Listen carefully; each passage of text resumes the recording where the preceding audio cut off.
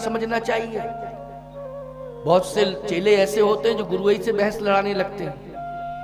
हाँ, तुमने ये किया, तुमने ये किया, तुमने हमारे साथ ये नहीं किया, वो नहीं किया, पता नहीं आए बाएं साए क्या बकने लगते हैं। क्यों भाई?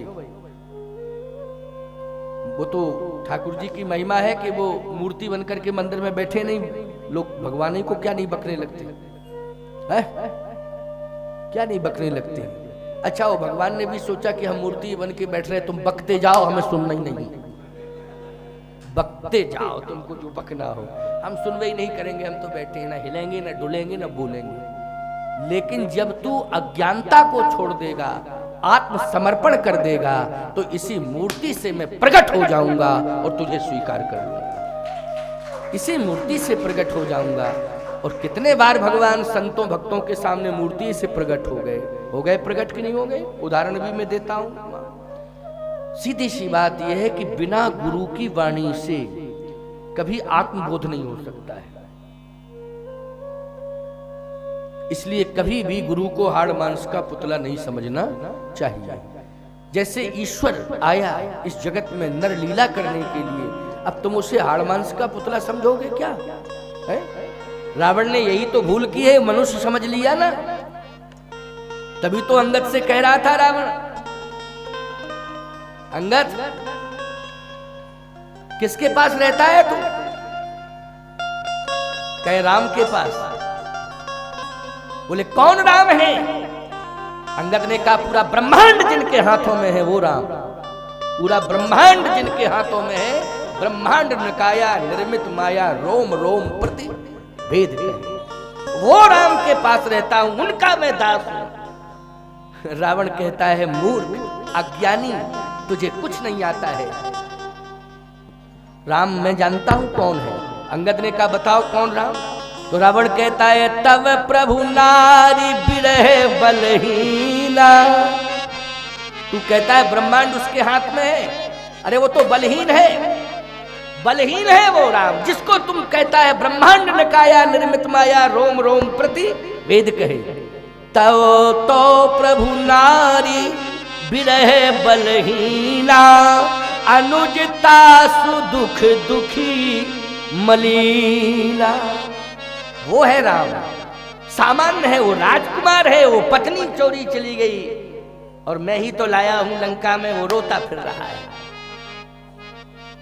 कभी तुझे भेजता है, तेरे पहले एक बंदर आया था उसको भेज दिया।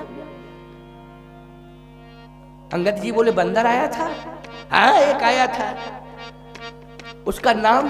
रावण बोला नाम नहीं जानता हूं, काम जानता हूं। क्या? नाम नहीं जानता हूं लेकिन काम जानता हूं उसका। काम क्या किया उसने? आवा नगर प्रथम यहीं जा रहा, आया हमारी लंका को जला के चला गया। अंगद ने कहा कि उसका नाम नहीं जानते हो, काम जानते हो। लंका को जला दिया उसने। रामादल से गया था, साथ में ना मिट्टी का तेल लेके गया, ना घी लेके गया, ना दिया सलाई माचिस लेके गया, कुछ भी लेके नहीं गया था रामादल। अच्छा सही बात है कि नहीं? लेकिन लगता यह है कि आपकी मूर्खता ने ही लंका जला दी। बहुत बड़े मूर्ख हो तुम। क्या बात कर रहा है तू? मुझसे बड़ा विद्वान है कोई? मुझसे बड़ा विद्वान तो संसार में है नहीं। मैं वेदों पर भाष्य करता हूं, वेदों पर भाष्य। अंगद जी बोले मूर्ख हो तुम सबसे बड़े। अच्छा लंका किसने जलाई? क्या उसी बंदर ने जलाई? जब कुछ लेके नहीं गया तो उपलब्ध तो तुम्ही ने कराया सब। उपलब्ध किसने कराया? ये लंका जलवाने का फुकवाने का इंतजाम किसने कराया? अच्छा बोलो भाई, किसी के घर में आग लगे और घर का मालिक ही कहे लो ये तेल ले लो मिट्टी का, ये कपड़ा ले लो, ये माचिस ले लो, फूंक दो। क्यों भाई? सब इंतजाम वो करके दे तो उससे बड़ा मूर्ख होगा संसार में कोई? जल्दी बोलो। तो अंगद ने कहा कि तुम्हारे समान तो मूर्ख संसार में कोई है ही नहीं, लेकिन जिसका दास मैं हूं वो सामान्य नहीं है। पूरा ब्रह्मांड उसके हाथ में है, पूरा ब्रह्मांड उसके हाथ में। इसलिए अभी कुछ नहीं बिगड़ा, उसकी शरण में चले जाओ। उसे नर मत समझो, यह मूर्खता है, अज्ञानता है कि हाड़ मांस का पुतला समझ रहे हो। इसलिए गुरु को भी अगर परमात्मा को कोई हाड़ मांस का पुतला समझे या गुरु को कोई हाड़ मांस का पुतला समझे, ये समझ लेना चाहिए विनाश काले विपरीत बुद्धि, उसका विनाश होने वाला है, उसका विनाश होने वाला है। इसलिए भूल को स्वीकार करो, बचो, सावधान रहो। आज विश्वामित्र जी यही तो कह रहे हैं, वशिष्ठ जी भी यही कह रहे हैं, दशरथ अयोध्या का विनाश मत कराओ। अगर राम को तुम अयोध्या में प्रतिबंधित कर दोगे तो सनातन धर्म ही चला जाएगा दुनिया से। बोलो चला जाएगा कि नहीं? और जब दुनिया से सनातन धर्म चला जाएगा तो अयोध्या में कैसे सनातन रहेगा? अयोध्या बचेगी क्या? इसलिए देहो भूप मन हर्षित, तजहु मोहि अज्ञान, धर्म सुजस प्रभु इन कह, तुम कहयति कल्याण। देव प्रसन्नता पूर्वक देव। जैसे ही गुरुवाणी से उपदेश सुना कि हमारे गुरुदेव जो है मुझे ज्ञान दे रहे हैं, तो जो मोह के कारण अज्ञान आया था वो दूर हो गया, अंधकार, अज्ञानता का अंधकार दूर हो गया। और जब अज्ञानता का अंधकार दूर हुआ प्यारे, तो आज दशरथ जी महाराज ने अपने हाथ से, अपनी भुजा से राम जी की भुजा पकड़ी, अपनी भुजा से राम जी की भुजा पकड़ी, दूसरी भुजा से लक्ष्मण की भुजा पकड़ी, और दोनों को एक बात और बताएं आपको कि लक्ष्मण की भुजा क्यों पकड़ी, भरत की क्यों नहीं पकड़ी, शत्रुघ्न की क्यों नहीं पकड़ी, लक्ष्मण जी की क्यों पकड़ी? तो आप कहोगे इसलिए विश्वामित्र जी ने कहा था अनुज समेत देव रघुनाथा। तो अनुज में तो भरत भी आते हैं ना। अनुज का अर्थ क्या हुआ? जो राम जी से छोटा, बड़े भाई से जितने छोटे हैं वो सब अनुज ही होंगे। क्यों भाई? जितने बड़े भाई से छोटे होंगे वो अनुज ही होंगे। जब नाम नहीं लिया है लक्ष्मण का तो ये कहा अनुज समेत देव रघुनाथा, निश्चर बध में हो सनाथा, अनुज समेत। तो अनुज में लक्ष्मण जी की भुजा क्यों पकड़ी महाराज दशरथ ने? भरत की क्यों नहीं पकड़ी, शत्रुघ्न की क्यों नहीं पकड़ी, लक्ष्मण की क्यों पकड़ी? इसमें एक प्यारा भाव छिपा है। क्या? राम के बिना लक्ष्मण नहीं रह सकता, राम के बिना लक्ष्मण नहीं रह सकता। बारहि ते निज पति हित जान, बारहि ते निज हित पति जानी, लक्ष्मण राम चरण रति मानी, लक्ष्मण राम चरण रति मानी, लक्ष्मण राम चरण रति मानी, लक्ष्मण राम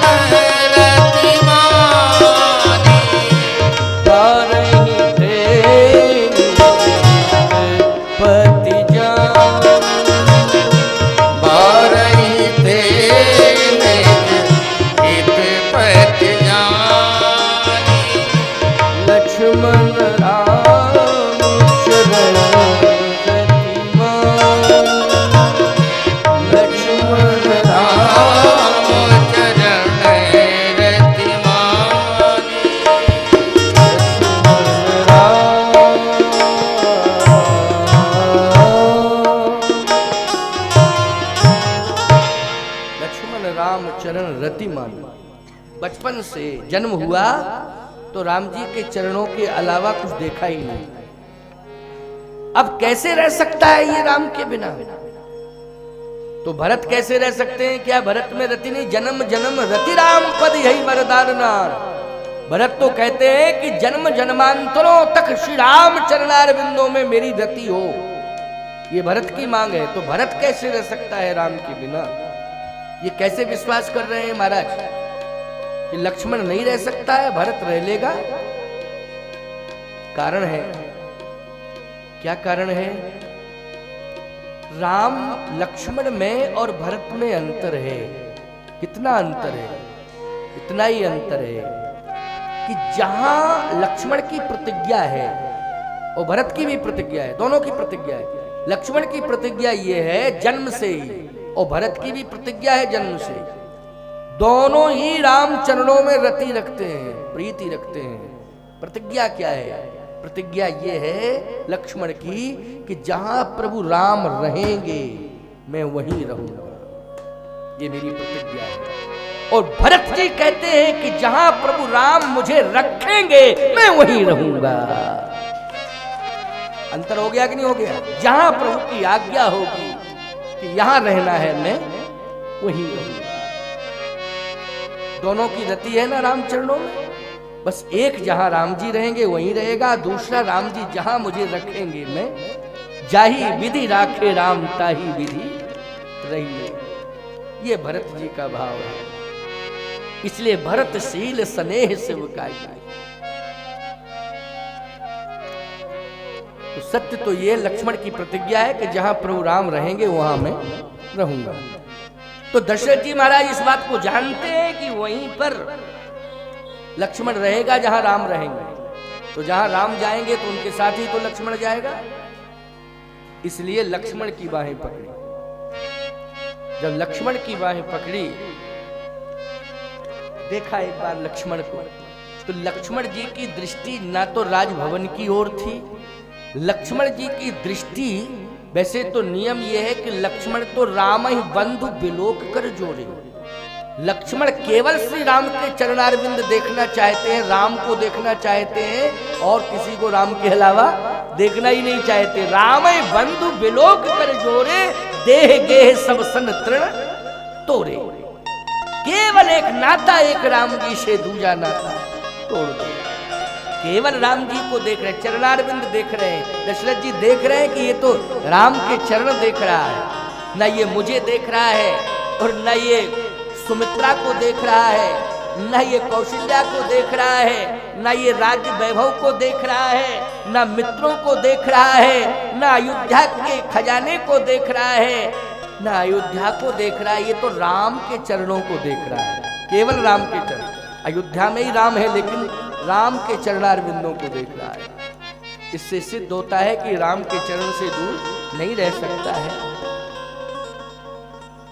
राम जी को देखा तो राम जी गुरुदेव को देख रहे हैं। देखो दोनों ही गुरु हैं, एक शास्त्र गुरु है, एक शस्त्र गुरु है। शास्त्र गुरु के रूप में वशिष्ठ जी हैं और शस्त्र गुरु के रूप में विश्वामित्र जी हैं। तब ऋषि निज नाथ है जी चीनी, विद्या निधि को विद्या दीनी। शस्त्र गुरु राम जी ने शस्त्र गुरु बनाया है विश्वामित्र जी को। शास्त्र गुरु कौन है? वशिष्ठ जी। और दीक्षा गुरु वामदेव जी, वामदेव जी से मंत्र लिया। अब देख रहे हैं दोनों गुरु हैं, एक तो शास्त्र गुरु, दूसरा शस्त्र गुरु। गुरुदेव को देख रहे हैं भगवान राम, इसलिए देख रहे हैं भैया जीवन में अगर संघर्ष की चुनौती आ जाए, क्योंकि आती है जिंदगी में, सबके सामने संघर्ष आता है, चुनौती मिलती ही मिलती है और मुकाबला करना पड़ता है। चाहे कोई बहुत बड़ा अमीर हो, चाहे कोई गरीब हो, सबके सामने जीवन में चुनौतियां आती हैं और मुकाबला करना ही पड़ता है। भगवान राम भी सोच रहे हैं कि मैं नरलीला कर रहा हूं, मेरे सामने चुनौती है। और चुनौती क्या है? यज्ञ की रक्षा और मारी सुबाहु का वध, ये चुनौती है मेरे सामने। किसी ने कहा कि राम तो सामर्थवान है, कहे इस जगत में अगर ईश्वर भी क्यों ना आ जाए, चाहे जितना सामर्थ्यवान क्यों ना हो, लेकिन उसे भी गुरु की आवश्यकता है, उसे भी गुरु की आवश्यकता है। राम को भी गुरुदेव की आवश्यकता है। राम भी अपने अभियान में तब सफल होगा जब गुरु की कृपा मिल जाएगी, तब सफल होगा। बिना गुरु की कृपा के राम भी अपने अभियान को सफल करने में सफल नहीं होगा। इस अभियान को यदि सफल बनाना है तो गुरु की कृपा मिलेगी, तभी वो अभियान सफल होगा। इसलिए गुरुदेव की कृपा कब मिलेगी? जब गुरु के हाथ में पहुंच जाए। क्यों कृपा कब मिले? जब गुरु के हाथ में पहुंच जाए। तो रामाऊ जी सोच रहे हैं कि पिताजी जल्दी से जल्दी जो है अब अपना हाथ पकड़े हैं, छोड़ो हाथ, दो गुरु के हाथ, ये छोड़ो हाथ। और इसमें इशारा क्या है कि हाथ मेरा छोड़ो और गुरु के हाथ में दो, और संपूर्ण अपने अधिकार भी गुरुदेव को सौंप दो। पुत्र तो सौंपो ही, लेकिन संपूर्ण जितने पावर हैं, जितने अधिकार हैं, वो सब गुरु को सौंप दो।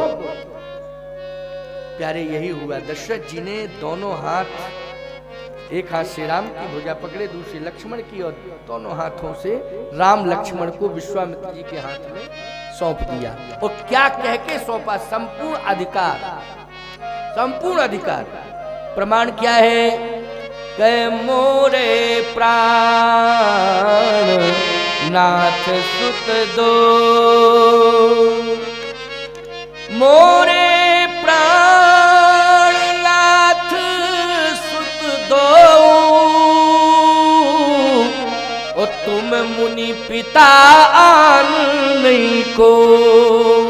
मेरे पास एक ही अधिकार था कि मैं पिता हूं, लेकिन आज मैं कहता हूं कि मैं इनका पिता नहीं हूं, आप ही इनके पिता हैं। इसलिए आपको मैं आपकी अमानत सौंप रहा हूं। तुम मुनि पिता आन नहीं को। विश्वामित्र जी को